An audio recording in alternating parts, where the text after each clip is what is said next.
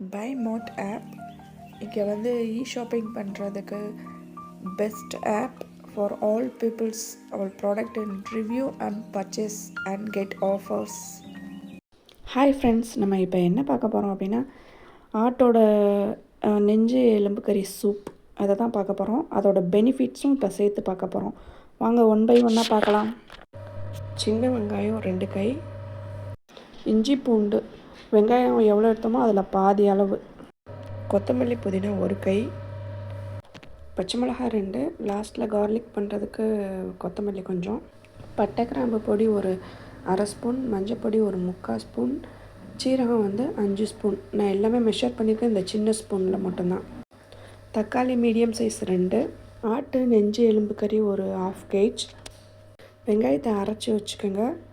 Next வெள்ளைப்பூடு வந்து தட்டி வச்சுக்கணும், அப்போ தான் நம்மளுக்கு நல்லாயிருக்கும் டேஸ்ட்டாக. இஞ்சியும் அதே மாதிரி தட்டி வச்சுக்கணும். தக்காளி 1-2 ஒரு 2 பல்ஸ் போட்டு எடுத்து வச்சுக்கணும். கொத்தமல்லி புதினாவை நல்லா அரைச்சி வச்சுக்கணும். அப்போ தான், அதாவது வெளியில் பிள்ளையை எடுத்து போடாமல் நம்மளோட சாப்பாட்டில் சேர்றதுக்காக எப்படி செஞ்சுருக்கேன். இதுக்கு தேவையான பொருட்கள் அவ்வளோதாங்க. தாளிக்கிறதுக்கு வந்து சும்மா 2 பட்டை 2 கிராம்பு ஒரே ஒரு ஏலக்காய் போட்டு நம்ம எண்ணெயில் நல்லா தாளித்து விடணும். தாளித்து விட்டோன்னே நம்ம அரைச்சி வச்ச வெங்காயத்தை வந்து நம்ம இதில் ஆட் பண்ணிக்கணும். அது கொஞ்சம் நல்லா வதக்கின பின்னாடி அந்த எண்ணெயெல்லாம் பிரிஞ்சு வர ஸ்டேஜில் வந்து ஆட்டோட எலும்பு வந்து நம்ம சூப் வச்சு சாப்பிட்றதுனால நம்மளுக்கு வந்து நிறைய பெனிஃபிட்ஸ் இருக்குது. எலும்பில் ப்ராப்ளம் இருந்துச்சுனாலும் சரி, நம்மளுக்கு டயர்ட்னஸ் இருந்தாலும் சரி, நம்மளுக்கு வந்து அது ஃபுல்லாக ரெட்டிஃபை பண்ணுது. ப்ளஸ் இதில் நிறையா விட்டமின்ஸ் அண்ட் மினரல்ஸ் இருக்குது. இந்த இடித்து வச்ச பூண்டை வந்து நம்ம இப்போ சேர்த்துக்கணும். பூண்டு, இஞ்சி, பச்சை மிளகாய் எல்லாத்தையும் இப்போ வந்து சேர்த்துட்டோம் அப்படின்னா நல்லா வதக்கி விட்டுறணும். இது கொஞ்சம் லைட்டாக எண்ணெய் பிரிஞ்சு வர வரைக்கும், அந்த பச்சை வாசனை போகிற வரைக்கும் கொஞ்சம் வதக்கிக்கலாம். நெக்ஸ்ட்டு வந்து தக்காளி இதோட இப்போ ஆட் பண்ணிக்கணும். தக்காளி ஆட் பண்ணிவிட்டு அதை கொஞ்சம் நம்ம வதக்கி விட்டுக்குவோம். இதில் வந்து நம்மளுக்கு நிறைய பெனிஃபிட்ஸ் என்னென்ன அப்படின்னா, நம்மளுக்கு வந்து டயர்ட்னஸாக இருக்குது, கால்சியம், அப்புறமா வந்து அயன், நம்மளுக்கு பாடிக்கு தேவையான மினரல்ஸ் அப்படின்னு எக்கச்சக்க சத்துக்கள் இருக்குது நம்ம வந்து ஆட்டோட போனில். ஸோ நம்ம வந்து ஒரு இதை அடிக்கடி நம்ம சாப்பாட்டில் நம்ம சேர்த்துக்கிறனால நமக்கு வந்து நிறைய ப்ராப்ளம் ரெட்டிஃபை ஆகுது. தக்காளியை வதக்கி விட்ட பின்னாடி நம்ம இந்த மசாலாலாம் பட்டை கிராம்பு, மஞ்சள், அப்புறம் சீரகம், இதில் சீரகம் தான் மெயினாக நிறையா சேர்க்கணும். இது வந்து நமக்கு குடல் சம்மந்தப்பட்ட பிரச்சனை எல்லாத்தையுமே இந்த எலும்பு வந்து நமக்கு சரி பண்ணுது.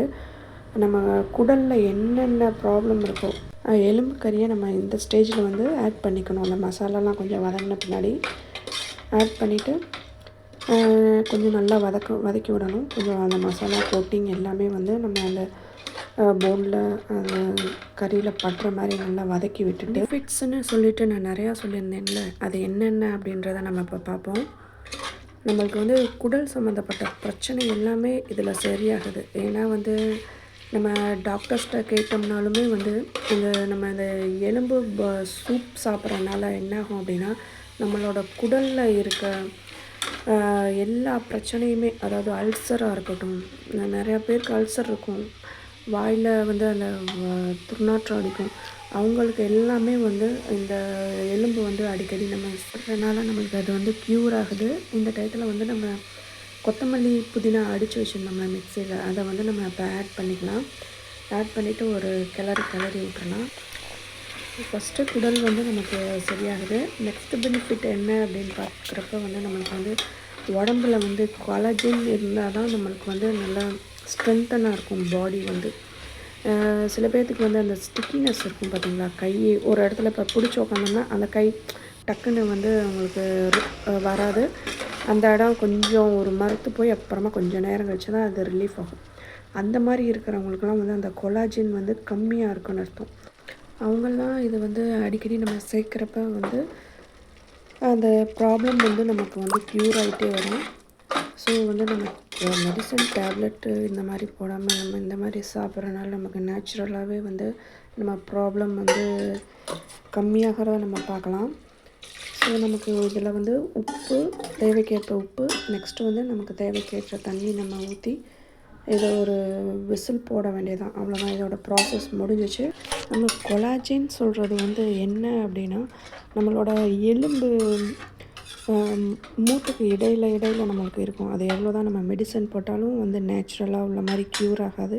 ஸோ நம்ம நேச்சுரலாக நம்ம சாப்பிட்றனால வந்து இதில் நிறைய நம்மளுக்கு நேச்சுரலாகவே நம்ம உடம்பும் நம்ம ஹெல்த்தும் ஆரோக்கியமாக இருக்கும். இது ஸ்கின்னுக்கு ஒரு நல்ல ஒரு ப்ராடக்டாக இருக்குது. தென் வந்து பாடியில் வந்து நமக்கு வந்து அங்கங்கே வீக்கம் இருக்கும். அது எதுக்கு இருக்குன்னே சில பேருக்கு தெரியாது. ஸோ நம்மளோட வந்து பாடியில் உள்ளே இருக்க டாக்ஸின்னால தான் இருக்கும் அந்த வீக்கம்லாம். நம்ம இது வந்து சாப்பிட்றனால நம்மளோட பாடியோட வீக்கமும் வந்து நமக்கு கம்மியாகும். தென் வந்து இம்யூனிட்டி பவர் வந்து நமக்கு இன்க்ரீஸ் பண்ணி கொடுக்கும். இதில் வந்து சில பேர் சோர்வாகவே இருப்பாங்க. அது என்ன ப்ராப்ளம்னே சொல்ல தெரியாது. நம்ம என்ன தான் மருந்து மாத்திரை போட்டாலும் அது வந்து இதாகாது. ஸோ அப்போதைக்கே இருக்கிற மாதிரி இருக்கும். நெக்ஸ்ட்டு வந்து நமக்கு பழையபடி ஆயிரும். இந்த மாதிரி நம்ம நேச்சுரலாக கிடைக்கிற இந்த மாதிரி இருக்கிறத நம்ம சாப்பிட்றனால நமக்கு வந்து அந்த ப்ராப்ளம் குறையிறத கண் கூட பார்க்கலாம். ஸோ வந்து சோர்வாக இருக்கிறவங்க வந்து எதுக்கு சோர்வாக இருக்கும்னு தெரியலை அப்படின்னாலும் நம்ம இந்த இதை நம்ம சாப்பிட்றதுனால நம்மளுக்கு வந்து அந்த பெனிஃபிட் கிடைக்கிது. ஸோ இதில் வந்து இன்னும் நிறைய எக்கச்சக்க பெனிஃபிட்ஸ் இருக்குதுங்க. இன்னும் நம்ம சொல்லணும்னா சொல்லிகிட்டே போகலாம். அதனால் வந்து நம்மளோட உடம்பை வந்து நேச்சுரலாகவே நம்ம ரெடி பண்ணணும், நேச்சுரலாகவே இருக்கணும். அப்படின்னா நம்ம ஃபுட்டில் தான் கான்சன்ட்ரேஷன் பண்ணணுமே தவிர நம்ம மெடிசனில் போய் நம்ம எதுவும் பண்ண போகிறது கிடையாது. அது அப்போதைக்கு க்யூர் ஆகிற மாதிரி இருக்கும். பட் வந்து அது மறுபடியும் நமக்கு வந்து அது ரிப்பீட் தான் ஆகும். ஸோ வந்து நம்ம எப்பயுமே வந்து உணவே மருந்து அப்படின்றத நம்மளோட தமிழனோட பாரம்பரியத்தை வந்து நம்ம செய்கிறனால நம்ம உடம்பும் நல்லாயிருக்கும், ஆரோக்கியமாகவும் இருக்கும். ஓகே ஃப்ரெண்ட்ஸ், நீங்கள் எப்படி சூப் வைப்பீங்க உங்கள் வீட்டில் அப்படின்றத கமெண்ட் பண்ணுங்கள். பிடிச்சிருந்துச்சுன்னா லைக் பண்ணுங்கள், சப்ஸ்கிரைப் பண்ணுங்கள் அண்ட் ஷேர் பண்ணுங்கள். தேங்க்யூ.